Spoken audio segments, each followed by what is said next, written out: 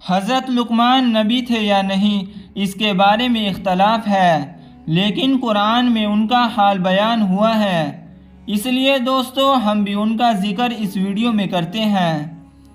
حضرت لقمان کا رنگ کالا تھا، حبش کے رہنے والے تھے، بکریاں چرایا کرتے تھے۔ خدا نے ان کو علم اور حکمت عطا کی تھی۔ ایک دن وہ عام لوگوں کے مجمع میں حکمت کی باتیں بیان کر رہے تھے کہ ان کے ایک ساتھی نے پوچھا کہ تم تو ہمارے ساتھ بکریاں چرایا کرتے تھے، یہ حکمت کہاں سے سیکھی اور یہ بلند مرتبہ کہاں سے حاصل ہوا؟ آپ نے فرمایا، یہ سچ بولنے، امانت میں خیانت نہ کرنے اور بے فائدہ باتیں چھوڑ دینے سے۔ دوستو شروع میں حضرت لقمان ایک شخص کے غلام تھے۔ اس نے 30 مثقال میں ان کو خریدا تھا۔ اس نے ایک دن حضرت لقمان سے کہا، ایک بکری ذبح کرو اور جو حصہ سب سے بہتر ہو اسے بھون کر لاؤ۔ حضرت لقمان دل اور زبان بھون کر لے آئے۔ کچھ دنوں بعد آقا نے پھر حکم دیا کہ ایک بکری ذبح کرو اور سب سے خراب حصہ بھون کر لاؤ۔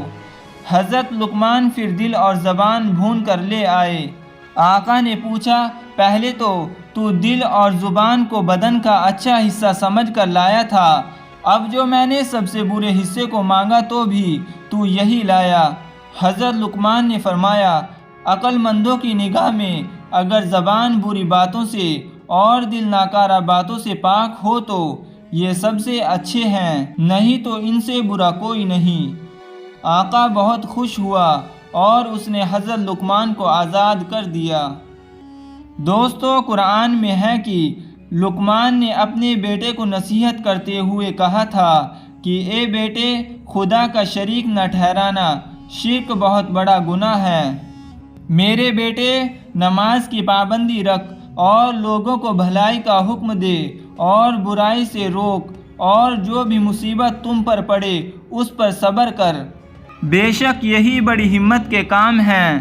لوگوں کے سامنے اپنا منہ ٹیڑھا نہ کر اور زمین میں اکڑ کر نہ چل، سیدھی سیدھی چال چل اور اپنی آواز کو نیچی کر، سب آوازوں سے بری آواز گدھے کی ہوتی ہے۔